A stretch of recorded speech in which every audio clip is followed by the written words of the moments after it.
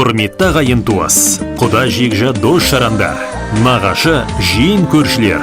Сіздерді Асқар Таудай әкеміз Рахман берді Мүптілдауының 70 жас мерейтойына арналған Ақтастар ханымыздың қадірлі қонағы болуға шақырамыз.